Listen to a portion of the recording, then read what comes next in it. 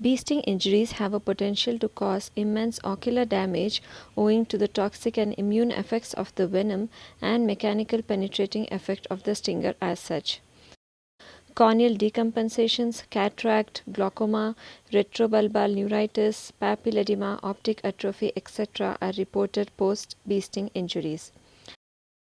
So here we present management of a case of corneal bee sting injury with practical take-home tips in between as we proceed. So this was a 24-year-old male who came with history of pain, redness, photophobia and watering for one day. He gave history of a probable honey bee stinging his right eye while driving the previous day. This was the mobile phone capture during his first presentation taken by one of my colleagues.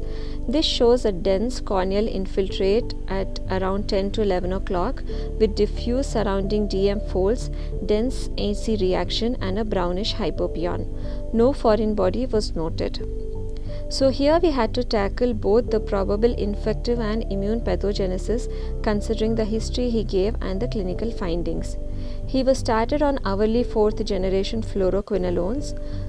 4th hourly flurbiprofen was added, which works very well on corneal immune infiltrations and cellularity and is also safe on the cornea, especially when steroids cannot be used. Cycloplegics and IOP lowering agents were added adjuvants.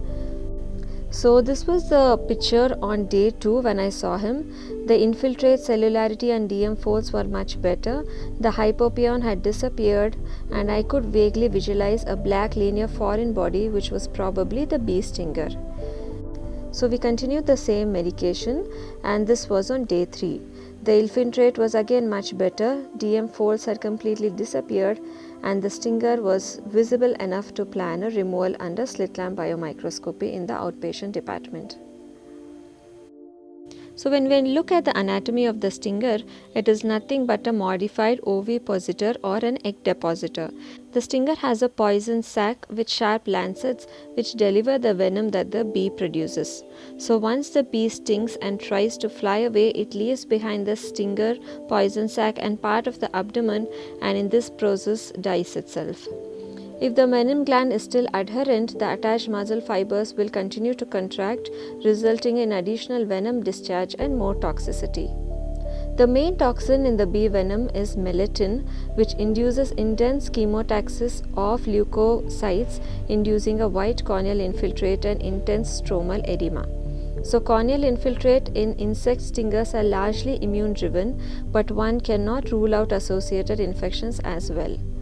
Treatment with topical and sometimes even oral steroids is extremely important to control the inflammation once the infection is ruled out or controlled. So coming back to the case, the eye was prepared by application of proparacaine, moxifloxacin and povidone iodine eye drops, 2 cycles each in an interval of 5 minutes. Speculum was applied for good exposure. So for such linear and delicate foreign bodies, during the slit lamp removal, it would be best to go undermine the foreign body with a 26 or a 30 gauge needle to expose the body and then later grasp it with a fine forceps. The stinger in our case could be exposed but unfortunately broke and failed to come out in toto. Rest of the embedded stinger refused to come out in spite of getting a good grip and application of significant pressure. It seemed pretty deep, reaching about 70 to 80% of the stroma. So a surgical removal was scheduled to remove the residual stinger. We started him on a good dose of topical steroids. So this is a clinical picture on the day of surgery. The area had well reepithelialized. So again, when we are dealing with small, linear and delicate foreign bodies as in this case, it is always a good practice to mark the exact position on the slit lamp as the view and stereopsis is much better than that of an operating microscope.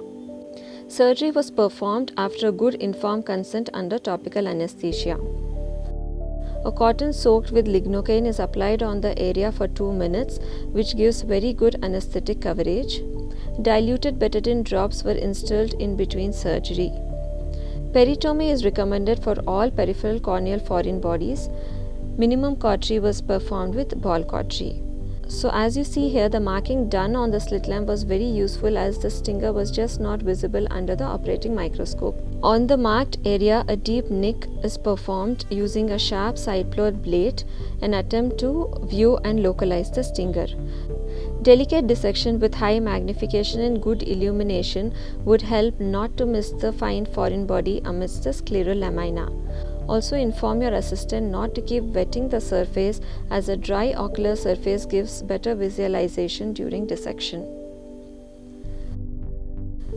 With continued dissection, the stinger was localized and well visible. Excessive pressure should be avoided to prevent breakage of the delicate foreign body, as an in toto removal is preferred to avoid residual smaller bits. In spite of a good exposure, the stinger failed to come out. Only after extending and excising the entire body, it could be removed.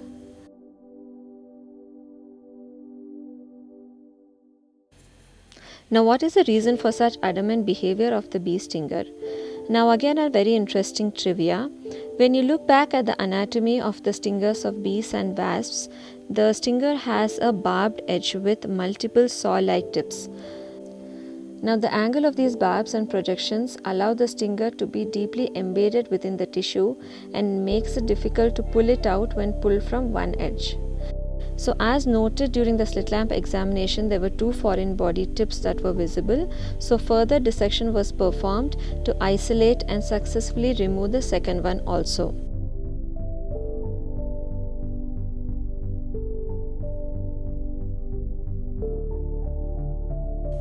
Further dissection did not relieve any other foreign bodies. So again, good surgical instruments are essential for a successful in toto removal. We found that the Rexis forceps is extremely useful as the tip is non-toothed, very fine and pointed, and the 90-degree angulation avoids obstruction of the surgical view by the forceps itself, as would happen with any other linear forceps. So the Rexis forceps is again very ideal for delicate corneal foreign body removal in the OPD through the slit lamp biomicroscopy as well. Again, coming back, the wound was closed by two 10-0 nylon sutures. The conjunctiva was reposited by fibrin glue application. The eye was patched for a day. So another question that arose is, how did a single bee leave behind two stingers? So this is the view of the foreign body under the operating microscope, and this is a high magnification image of the stinger. So this probably explains that the stinger was vertically split during the impact, separating the two lancets away from each other. This is a picture on day 1 and day 20th. It is again very important to keep the patient on topical steroidal cover for few months till the inflammation is completely suppressed. So this was one of our patients we treated few years back. He again present with a central corneal bee stinger with extensive inflammation DM folds. It was successfully removed on day 2. He did very well for around 2 weeks, but as he was a daily wager, went back to his town, unfortunately stopped all the drops and steroids and lost for follow-up, only to return back after a year with this dense corneal scar and cataract. Again, another patient who prematurely stopped drops, lost for follow-up, only to come back with this extensive ocular surface and corneal scarring. Hence, management of bee sting injuries can be tricky, and prompt decision making with balanced usage of antimicrobial steroids and surgery play a key role to retain visual potential and save the eye. Thank you.